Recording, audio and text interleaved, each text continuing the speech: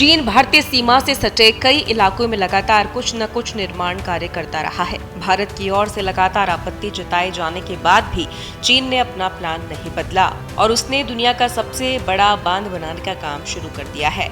अरुणाचल प्रदेश में भारतीय सीमा के पास तिब्बत में ब्रह्मपुत्री नदी पर ये काम शनिवार से शुरू हो गया।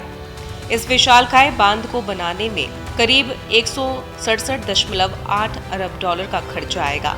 आधिकारिक मीडिया के अनुसार चीनी प्रधानमंत्री ली कियांग ने नियंगची सिटी में ब्रह्मपुत्र नदी के निचले इलाके, जिसे स्थानीय रूप से यारलुंग जंगबो के नाम से जाना जाता है, में एक भूमि पूजन समारोह में बांध के निर्माण की शुरुआत की घोषणा की।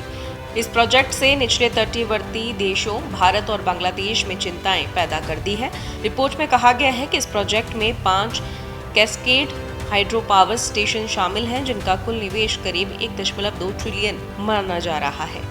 साल 2023 में आई एक रिपोर्ट के अनुसार इस हाइड्रो पावर स्टेशन से हर साल 300 अरब किलोवाट घंटे से ज्यादा बिजली पैदा होने की उम्मीद है, जो 30 करोड़ से अधिक लोगों की सालाना जरूरतों को पूरा करने के लिए पर्याप्त है।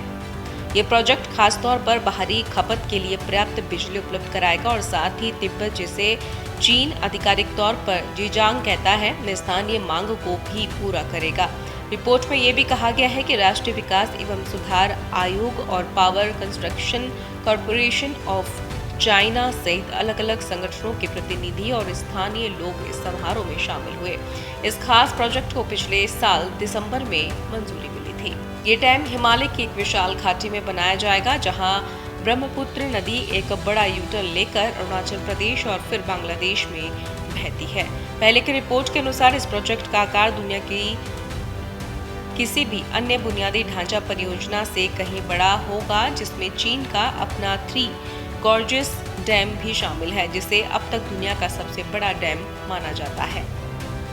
साल 2023 में आई एक रिपोर्ट के अनुसार इस हाइड्रो पावर स्टेशन से हर साल 300 अरब किलोवाट घंटे से ज्यादा बिजली पैदा होने की उम्मीद है, जो 30 करोड़ से अधिक लोगों की सालाना जरूरतों को पूरा करने के लिए पर्याप्त है।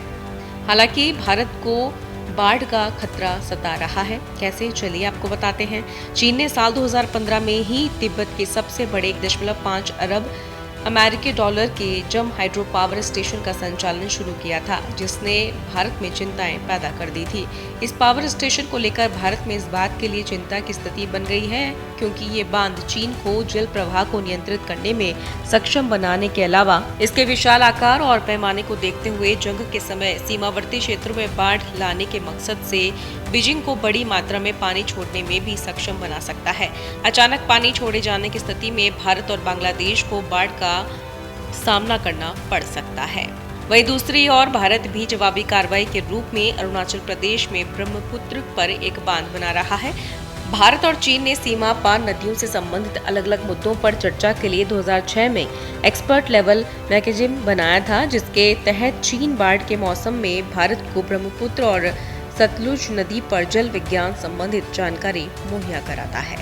वहीं ब्रह्मपुत्र बांध के सामने लगातार इंजीनियरिंग चुनौतियां भी हैं भारत के लिए, क्योंकि प्रोजेक्ट साइट टेक्टोनिक प्लेटों की सीमा पर स्थित है, जहां भूकंप आते रहते हैं। तिब्बती पठार, जिसे दुनिया की छत कहा जाता है, टेक्टोनिक प्लेटों के ऊपर स्थित होने के कारण अक्सर भूकंप का अनुभव करता है। लेकिन पिछले साल दिसंबर में एक आधिकारिक बयान में भूकंप संबंधित चिंताओं को दूर करने की कोशिश की गई थी, जिसमें कहा गया था कि ये हाइड्रो पावर स्टेशन सुरक्षित है और इकोलॉजिकल संरक्षण को प्राथमिकता देती है, जिसमें ये भी कहा गया कि व्यापक भूवैज्ञानिक अन्वेषणों और तकनीकी प्रगति के जरिए प्रोजेक्ट के विज्ञान आधारित सुरक्षित और उच्च गुणवत्ता वाले विकास के लिए एक ठोस आधार तैयार किया गया है।